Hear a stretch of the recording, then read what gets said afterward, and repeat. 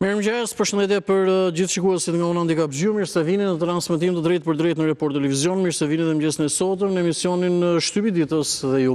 Sot jemi ditë e mërkurë dhe do shënon 10 dhjetor për vitin 2025. Duke gjithë dhe spari një ditë mbarë me programin e mëngjesit, jemi nga ky moment edhe deri në orën 9 me rubrikat e përditshme edhe të zakonshme të kryesor të gazetave, zhvillime të rëndësishme në kohë reale nga vendi, rajoni dhe bota, por edhe nëpërmjet mediave online, bisedat në studio për temën e ditës, shumë kemi vendosur të diskutojmë këtë përplasje të kryeministit Rama me gjyqtarët, shoqata e gjyqtarëve reagoi për presionin e drejtësisë, duke qenë që pas nesër, pra në datë 12, gjykata kushtetuese prit të marrë një vendim edhe për çështjen Balluku. Do të diskutojmë nëpërmjet të ftuarit në studio për avokatin e popullit. Në fakt, për avokatin e popullit, që presupozohet të jetë i popullit dhe nga vetë emri që mban institucioni, po bëhet një luftë apo një betejë politike, çfarë ndodh. Dhe rubrikat e përditshme, parashikimi i modit, parashikimi i yjeve dhe shumë çka tjetër. Përpara se të nisim pasyrin e shtypit me gazetën Panorama, shohim pak së bashku disa nga aktivitetet e zhvillimet, çfarë pritet të ndodhi gjatë ditës sotme.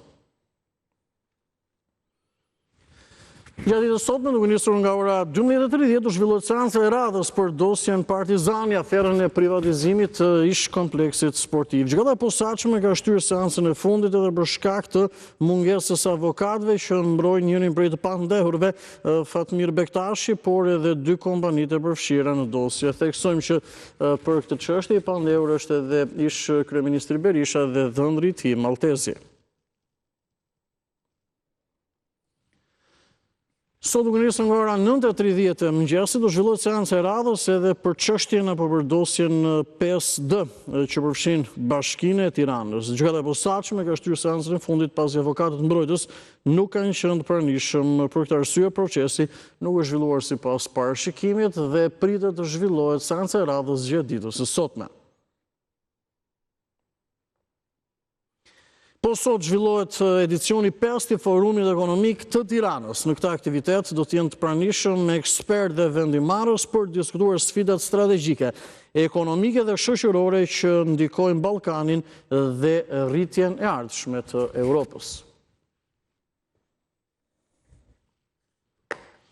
Mirë, këto sa i takon disa nga zhvillimeve dhe ngjarjeve të pritshme për ditën e sotme, ka patjetër edhe aktivitete të tjera që njoftohen gjatë ditës apo që personazhe të caktuar, forca ndryshme politike dhe institucione i vendosin gjatë ditës sotme për të zhvilluar. Por shumë shkurtimisht përpara se të nisim pasyrin e shtypit, dita nesër në fakt pritet të jetë shumë e ngarkuar dhe shumë e ngjeshur, seanca parlamentare me buxhetin, me interpelancë edhe me kryeministrin Rama, me votimi për avokatin e popullit në seancë parlamentare do të jetë gjatë me protesta përpara parlamentit, edhe nesër pritet që 4 kandidatët për drejtuesin e ri të SPAK t'i dëgjojë KLP-ja dhe më pas besoj të vendosë dhe të zgjedhë njërin prej tyre që do të pasojë Altin Numanin. Po këto edhe nesër gjithsesi i përmenda dhe në këto momente ato që pritet ndodh edhe të njëjtën po ashtu.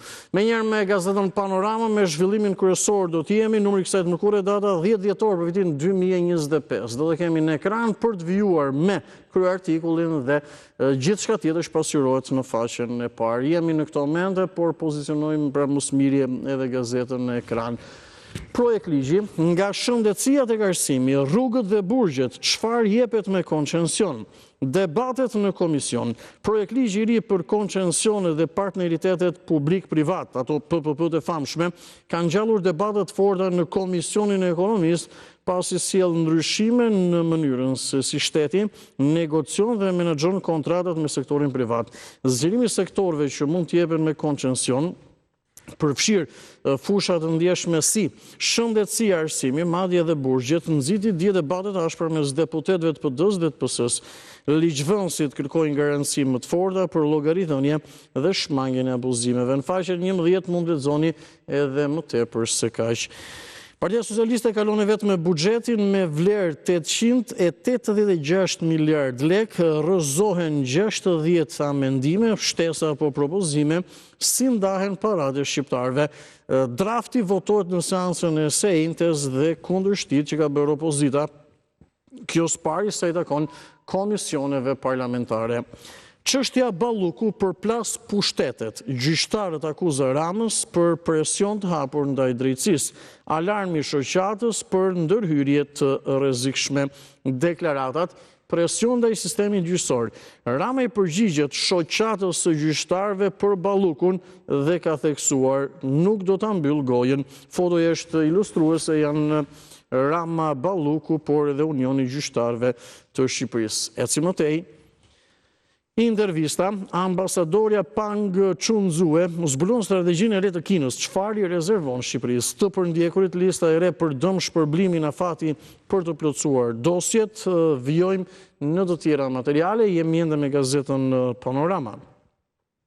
Nga Emil Lafe mund lexoni fjalori për te përshkatimit trashëgimia gjyqësore që Gens Leka la pas. Rubrika Histori dosier, studimet e Ajten Ardelit, nga Kujtim Nuro vjen ky material. Janina, nga viti 1481 deri më 1914, zbulojnë dokumentet e rralla 500 vjeçare në arkivat osmane, lexoni në faqe 12-13. Me dy opinionet e ditës, do të kemë si që të përfundojmë gazetën Panorama. Akademik profesor doktor Anastas Angjeli shkruan roli parësor ekonomik i Shqipërisë në rajon dhe nga Auron Tare keni mundësi lexoni Beteja për bojën. Këto ishin gjitha zhvillimet dhe materialet e gazetës Panorama. E lëm pas këtë të përditshme, zhvendosemi me gazetën Tema. Edi Rama, kryeministri i vendit, është në foton rësore të gazetës Tema dhe do të kemi mundësi që ta shohim më konkretisht edhe shkrimin që shoqëron po ashtu. Rama, tjetër përplasje me gjyqtarët. Kryeministri ka deklaruar e duan rrogën 9.000 euro. Edhe kjo çështje e pagës ke mundësi ta diskutojmë. Në fakt, shoqatat e gjyqtarëve, gjyqtarët prokurorët kërkojnë edhe rritje page. Rama thotë që duan rrogën 9.000 euro dhe ka pasur një tjetër përplasje edhe në lidhje me çështjen po i bëhet apo jo operacion sistemi drejtësisë. Myslim Murizi ka deklaruar, Berisha na premtoi vjet se do të pastronte PD-n, por s'la më pa futur në parti dhe tani s'ka bot komunaleje që mund ta pastroj këtë erë. Okej, ishte deputeti Myslim Murizi me postimet e tij në rrjetet sociale. Në fakt edhe pak a shumë me gjuhën e drejt për drejt që ai përdor. Ecim më tej, Ilir Demalia. 8 dhjetori u organizua nga Sigurimi i Shtetit, Kadriha Zbiu, kur shkonte në Tropoj, të parin takonte vllajën e Berishës, emrat e spionëve që u infiltruan mes studentëve. Lëvizja studentore e dhjetorit 90 ishte e organizuar kështu, tha analisti Ilir Demalia. Kush ka dëshirë, lexoni më tepër në faqen 5.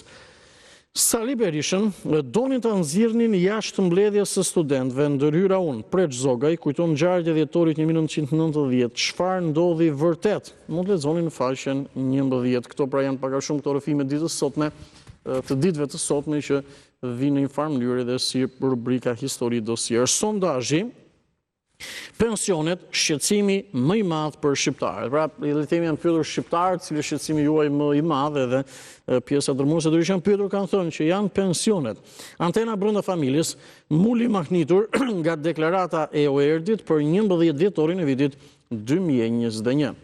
Pse hetimi 20 janarit është katalizatori real i ndryshimit në opozitë. Në foto është Bamir Topi, ish presidenti i Republikës, i cili ditën e djeshme ishte në SPAK dhe është pyetur për në lidhje me 20 janarin.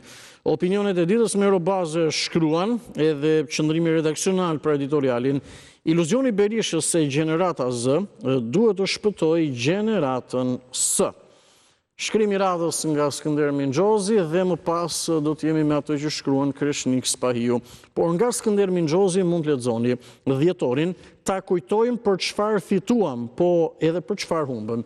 Dhe nga Kreshnik Spahiu, pse Berisha u bë pishman për Endri Shabanin. Ky është një opinion që ka të bëjë me çështjen e avokatit të popullit dhe që do të kemë mundësi edhe të diskutojmë po ashtu. E lëm pas edhe gazetën Tema e radhës, patjetër për numrin e kësaj të mërkurë dhe për datën 10 dhjetor të vitit 2025 është gazeta Dita dhe kemi në ekran kryeartikullin për zhvillimin kryesor. Analizë dukuria, hija e Kremlinit. Marrim edhe detajet tjera që pasurën në faqen e parë për të kuptuar më tepër për hija e Kremlinit e Rusisë e Moskës. Si shpërndahen në mediat shqiptare profecitë e reme të një gruaje mistike bullgare që njihet si Baba Vanga, çfarë fshihet pas tyre? Ekspertët paralajmërojnë se cikli vjetor i lajmeve apokaliptike mbi profecitë e Baba Vangës nuk është thjesht kuriozitet, por pjesë e një agjende dezinformuese që gjen terren pjellor në portalet dhe ekranet e Tiranës. Në faqen 2 mund lexoni edhe më tepër. Denoncimi si mori Fondacioni Liri Berishës qindra mijëra euro nga bankers dhe blerja e heshtjes. Skema rritjes së shpenzimeve për të mos i deklaruar fitime shtetit shqiptar sipas auditit në vitin 2015 flitej për një xhiro diku tek 10 miliard euro. Replikat për plasje re mes Ramës dhe drejtësisë dhe si qëndron çështja e pagave, një kërkesë nga Unioni për rritje të pagës së gjyqtarëve shqyrtohet në kushtetuese në 20 janar.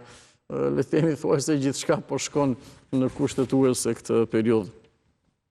Kur çmimi i mishit shkon 26 euro kilja apo kilogrami, festat dhe spekullimet, kur kilogrami i mishit pra shkon 26 euro apo 26.000 lekë.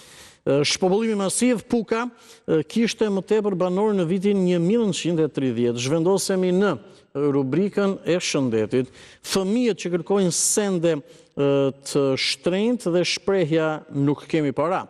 Duhet apo nuk duhet t'ua themi këtë frazë, cila duhet jetë përgjigja dhe pse? Bima aromatike që zbut Alzheimerin përmirëson edhe kujtesën. 4 shenja në trup për vitaminën C dhe për mungesën e saj. Histori, Zeynep e Vlora dhe vetvrasja e saj misterioze në dhjetorin e vitit 1932. Ngjarja e rëndë në Londër e një shqiptare jetë pasur, por të rënë në dëshpërim pas divorcit. Së fundmi, një analizë nga gjeopolitika. Sa realist janë zërat se po shkojmë drejt një lufte mes Turqisë dhe Izraelit.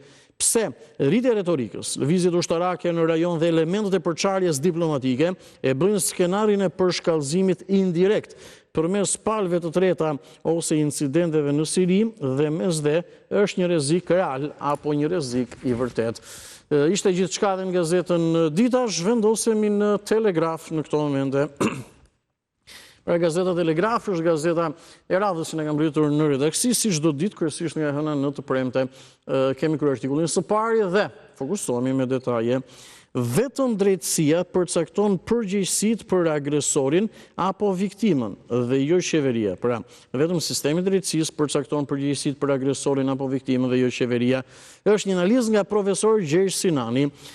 Si njerëz të lirë, duhet kërkojmë së bashku zbardhjen e së vërtetës nëpërmjet drejtësisë qytetare dhe jo politike. Kush ka përfituar nga privilegjet e rendit publik në një farë mënyre, duhet përgjigjet ndaj të këqijave të krijuara nga shteti, pjesë e të cilit ai ishte. Mbas përmbysjes së komunizmit, gjithçka u mbulua me parullën, të gjithë bashkëvuajtës, të gjithë fajtor. Sot është koha për të krijuar një Shqipëri mendonjëse, pra le të themi një Shqipëri që mendon për të ndërtuar një jetë sa më dinjitoze në kushtet e lirisë së sapo fituar. Kryeministri Rama, gjyqtarët kërkojnë nga kushtetuesja rritje page deri në 3.100 euro. Rritja, në një gazetë tjetër lexuam që ndoshta paga mund të shkonte deri në 9 milion apo 9.000 euro. Dhe kryeministri ka theksuar se ky është një rrezik real i përmbysjes së balancës mes pushteteve. Shijaku si mask. Qeveria anulon ankandin e pasurive të Begetit, favorizon Shijakun që vijon bizneset e mërtirit, naftës dhe energjisë. Droga, zyrtari amerikan. Mafia shqiptare dhe kartelet meksikane kanë kthyer Ekuadorin si superstradën e kokainës dhe krimit organizuar. Ekuadori një shtet, një vend në Amerikën Latine apo në Amerikën e Jugut. Shoqata adhetare kulturore Labëria denoncon me forcë emërtimin festivali folklorik tipologjik kombëtar i isopolifonisë. Zoti ministër Gonxha, ky emërtim fyen historinë për ardhjen Bartësit dhe gjithë popullin që dashuron polifoninë. Polifonia është këngë që buron nga shpirti i shqiptarit dhe nuk ka lidhje as me sirenat greke, as me korin bizantin. Ja reagimi i plot i këshillit kombëtar të Labërisë. Zhvendosemi një tjetër material, ja si u zgjësua opozita pas zgjedhjeve të 2 dhjetorit vitit 1945. Historia tronditse, 76 vjet më parë u zhvilluan votimet e para pas luftës së dytë botërore. Grupimet kryesore, ligji i zgjedhjeve, elementët demokratike, opozitarët ilegal, votat kundër Enverit, arrestimi i deputetëve dhe pushkatimi tyre. Aktualitet. Me leje për fushat, skema e përdorimit të administratës në zgjedhjet e 11 majit, patronazhist me lista dhe tollona për diasporën. Federica Mogherini zyrtarisht e dyshuar EPO zgjeron hetimet sociale, dosja që zbardh hetimet për pastrim parash dhe pazaret 1 milion euro të dosit me Alaj Beun e Spitalit Amerikan. Ilir Çumani deklaron drejtësia nuk është altari i një pushteti që sulmon. Shoqata advetare kombëtare të mori speciale nga Zagol Gjoni, Gramshi dhe Skrapari janë një dhe të pandar rreth tomorit të shenjtë. Krijohet dega tomori në Gramsh, sot 80 vjetori lindjes së kreut Kuvendit Kombëtar Nuri Çuni. Mozaik të aktualitet, kujtimet e Skënder Luarasit, letra që i dërgoi shkrimtarit të mirënjohur Dritroa Golli, jasje duamat dheun, mjekësi, reumatizma, shkaqet dhe trajtimi, si të rregulloni presionin e gjakut dhe të lehtësoni migrenën. Sport, Artur Lekbello, kampionati me nota pozitive për konsolidim të lojës, Dorian Bubeqi, skuadrat e kategorisë së parë po tregojnë frymë superioreje. Së fundmi, opinionet e ditës, Artur Metani është kreu i ILD-s, Inspektoratit Lartë të Drejtësisë, dhe shkruan strategjia e ILD-s për një drejtësi të pavarur, nga studiuesi Nuri Çuni mund të lexoni përcaktimi etimologjik i fjalës skrapar, historia e kësaj fjalesh rreth skraparit për të bëhet fjalë. Nga Telegraf në Panorama Sport do të jemi këto momente dhe menjëherë do të zhvendosemi në mediat online. Por shohim zhvillimet sportive me futbollin në vend, me ndeshjet të Champions League apo edhe me ekipin kombëtar. Tsaguje dua këpucën e artë dhe titullin kampion. Bëhet fjalë për sulmuesin e Elbasanit që ka shënuar 5 gola në 6 ndeshjet e fundit, kërcënon edhe Bekim Balajn. Kameruna si flet edhe për jetën në Shqipëri, ku thot këtu ka qetësi, unë vdes për fasule, vdes për ngrën fasulet për sulmuesi Kamerunas i Elbasanit. Kombëtarja, Shqipëria, Silvinho më i miri në histori. Sondazhi nga Eduard Zaloshnja, Tirana dhe Milani, klubet më të përkrahura nga Tirana, si të prap Tirana, apo Tirana këtu, por edhe Milani në Serena janë klubet më të përkrahura nga Tiranasit. Demat, Janjeva beson tek Partizani bashkë me tifozët nuk kemi limite. Zhvendosemi tek blut, pra tek Dinamo. Ilir Daja i gjen ilaçin Dinamos, konfirmimin e jep Stoli. Kriza, humbje dhe loje dobët, Vllaznia paritëm jashtë Shkodrës. Flamurtari, tekniku Moriero paralajmëron luaj edhe me të rinjt. Bardhë e blut, kalendari kundër, 4 ndeshje në transfer dhe 9 largime të projektuara. Trajneri optimist, bica i mesazh besës në lushnje smer pik askush. E kalojnë në këto momente, së fundmi, por jo për nga rëndësia, tek ndeshjet e Champions League. Liverpooli është gjallë, thyen Interin në San Siro. Në foto është Dominik Soboslaj, autori golit të Liverpooli mundi Interin 1-0. Naiviteti Bastonit, Soboslaj në thonjza eliminon Kivun me një penalti Zikaltrit e pësojnë sërish në fund. Barça fiton me përmbysje, triumfojnë Bayerni, Tottenhami, Atalanta, Atletico dhe dyshja Monaco, Marseille. Rezultatet e plota për ndeshjet e javës së 6 në fazën e ligës të Champions, 9 janë luajtur mbrëmjen e djeshme, janë këto. Kairat Almaty Olympiakos 0-1. Bayern Munich ka mundur Sportingun e Lisbonës 3-1. Monaco Galatasaray 1-0 për francezët. Atalanta ka fituar ndaj Chelsea 2-1. Barcelona Eintracht Frankfurti 2-1. Inter Liverpool 0-1. PSV Eindhoven Atletico Madrid 2-3, Royal Union Saint-Gillois, ekip belg, ndaj Olimpikut Marseilles. Marseille ka fituar 3-2 në transfer dhe Tottenham Slavia Pragës 3-1 për ekipin anglez. Sot luhen 9 ndeshje të tjera, po për javën e 6 në fazën e ligës në Champions League dhe spikat Real Madrid, Manchester City. Me njerë në këto momente, vjojmë për syrën shtypit, duke parë dhe mediat online, si shbëjmë si zakonisht çdo mëngjes, me shumë interes patjetër dhe e nisim së pari nga shqiptare.com. Është faqja jonë zyrtare në internet, mund ta vizitoni në çdo moment dhe informoni mbi gjithçka. Zhvillimi kryesor ka të bëjë me qëndrimet dhe reagimet që janë vajtur mbrëmjen e dieshme në emisionin Repolitics të kolegu Denis Minga. Krimi shtetëror i 21 janarit Repolitiks zbardh librin e Bamir Topit për takimin me Bashën dhe Bamir Topi në libër shkruan, apo le të themi zbulon, apo thot, në emër të Berishës kërkoi tërheqjen e urdhër arresteve për Gardën, shoqërohen edhe me zhvillime të tjera. Avokati Dajet Beqiri i ftuar mbrëmjen e djeshme ka deklaruar që sekretet e 20 janarit janë të gjitha në librin e Bamir Topit, i ka thënë të gjitha në SPAK. Mirë, mund të lexoni edhe më tepër. Zhvendosemi në zhvillimet nga bota. Ukraina, lëvizja e Zelenskit pas sulmit të Donald Trump. Presidenti i Ukrainës ka deklaruar mund të shkojmë në zgjedhje brenda 3 muajsh, por ai ka frikë nga një jo ndaj planit, duke drejtuar presidentin amerikan. Kronik, dëmtuan buxhetin duke marrë fonde publike për punime fiktive. Prokuroria e Tiranës jep masa sigurie për 8 persona, 5 prej të cilëve zyrtar të Bashkisë Tiranë dhe të IMT-s. Së fundmi, atentati me 2 viktima në Rinas, policia shoqëron një person për ta marrë në pyetje. Është atentati ku u ekzekutua Gilman Dodani dhe u godit edhe Muçi Shaljani, i cili dhe ky për disa ditë në spital qëndroi dhe fatkeqësisht humbi jetën. Ishte gjithçka në shqiptare.com, gjithçka nga 4-5 materiale që ne mund të shihnim, sepse mund të vizitoni çdo moment dhe informoheni pra në mënyrë të detajuar. Zhvendosemi pak në koha ditore për gjetur dhe për të marrë disa zhvillime nga rajoni, kryesisht nga Kosova. Një toger inteligjencës ushtarake serbe mes 3 akuzuarve për sulm terrorist. Ky është një zhvillim, le të themi, si kryesor për momentin. Lauta shqiptare në UNESCO, triumf pas disfatës me guslen serbe.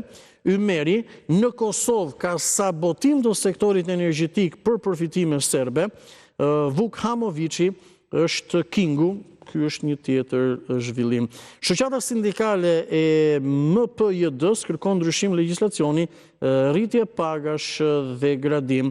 Dhe së fundmi, një qëndrim Kurti, dikur kishim korrupsion shumë e pak zhurmë, sot ka ngelur vetëm zhurma, ndoshta nuk ka korrupsion, thot kryeministri në detyrë.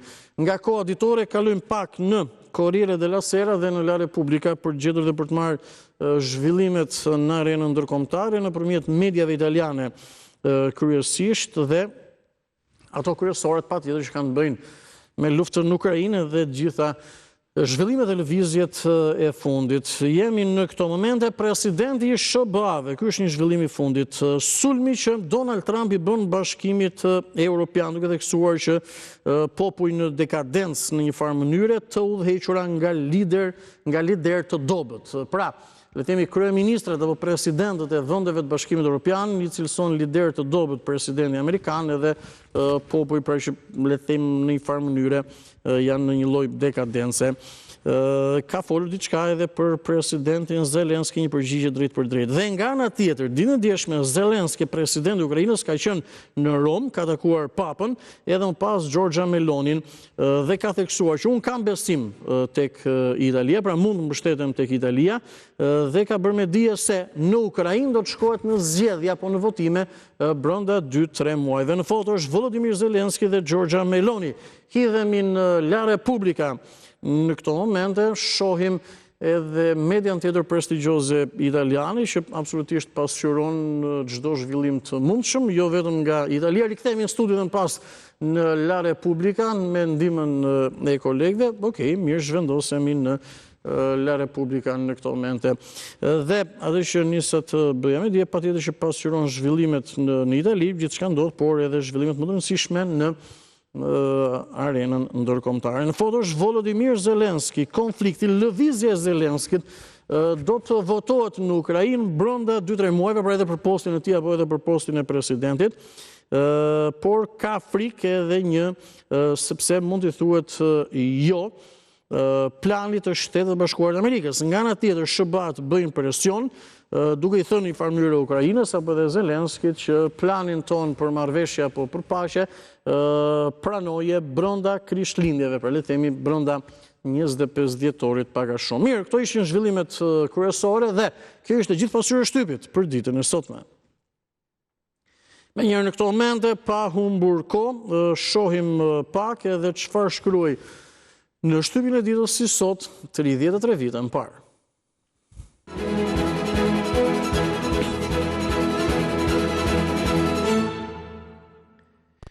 Rilindje demokratike dhe zërin e popullit do të shohim 10 dhjetor i vitit 1992, që unë e përmenda për do të shohim ditë kryesore të gazetave si sot 33 vite më parë, ka rastisur ditë e ende, sot jemi ditë e mërkur, po detaje që ndoshta nuk kanë shumë rëndësi. Jemi me Rilindjen demokratike, Gazeta e Partisë Demokratike të Shqipërisë, që në atë periudhë ka qenë në pushtet. Për punën propagandistike kërkohet angazhimi i të gjithëve. Ky është një material. Me 16 dhjetor, presidenti Berisha do të vizitojë selin qendrore të NATO-s. Presidenti Berisha përshëndet ndërhyrjen ushtarake në Somali. Një tjetër zhvillim. Politika e shtetit shqiptar ndaj Maqedonisë është ajo e fqinjësisë së mirë dhe e miqësisë. Presidenti Berisha pret deputetët shqiptar nga Maqedonia. Ecim më tej, mirë do të kemi mundësi që po ecim më tej, sepse kemi një freskim edhe të pajisjes, kështu që vijojmë të shohim gazetën Rilindja Demokratike. Ne nuk jemi për luftën, por nuk e njohim as nënshtrimin. Problemet ndëretnike në rajon mund të zgjidhen në rrugë paqësore, një tjetër material. Vijojmë po ashtu në labirinthet e korrupsionit, peshqeshi i espinozëve shqiptar. Dje në Shkodër, gjyqi i Shkodrës ngriti siparin e tretë, takim me parlamentarët shqiptar, zoti Tritan Shehu takohet me përfaqësues nga Irani, ministri i shëndetësisë dhe i mbrojtjes së mjedisit Tritan Shehu, dorëzohen dekoratat pishtari i demokracisë. Pra nëse shohim shëndetësia, ka qenë bashkë Ministria e Shëndetësisë dhe e mbrojtjes së mjedisit dhe atëherë ka qenë ministër Tritan Shehu. Mirë, to ishin gjitha zhvillimet në Rilindjen demokratike. Kalojmë pak në zërin e popullit, që do të thotë në botimin e Partisë Socialiste. Partia Socialiste në atë kohë ka qenë në opozit, edhe jemi me zërin e popullit, numri i së endes për datën 10 dhjetor të vitit 1992. A do t'i lëmë minierat e Bulqizës të shkojnë drejt rënimit të plot? Në Bulqiz 5600 familje kanë humbur burimin e jetesës. Kryeministri konsideron kërkesat e minatorëve njerëzore por të parealizueshme për pasojat e qeverisë, heshtje e qeverisë, parlamentit dhe mass medias shqiptare, disa nga pasazhet. Telegram i kryesisë Partisë Socialiste. Rifillon gjyqi për vrasjet e 2 prillit në Shkodër, një tjetër material në zërin e popullit. Ecim më tej në botimin e Partisë Socialiste të Shqipërisë. Mirë, mendimin e regjisë, rikthehemi pak në studio, ndoshta për të bërë edhe një freskim. Okej, jemi në rregull. Kronika parlamentare, rrim që rrim, bëjmë ligje. Kronik parlamentare, rrim që rrim, bëjmë ligje. Njoftimi i ambasadës turke, shpërndajnë ndihma humanitare, arrestime në Bulqiz, njoftimi i ambasadës greke dhe së fundmi kujtesë për qeveritarët tanë, kur do të jepet kompensimi punonjësve të bujqësisë. Ishte gjithçka dhe në zërin e popullit dhe kjo ishte gjithë pasqyra e shtypit për 10 dhjetorin e vitit 1992, nëpërmjet arkivës që ne kemi, risollëm në vëmendje Rilindjen demokratike dhe zërin e popullit. Megjithëse botime politike, por për të kuptuar pak çfarë ndodhte si sot 33 vite më parë me zhvillimet e aktualitetit. Pak reklama, rikthehemi me njëherë.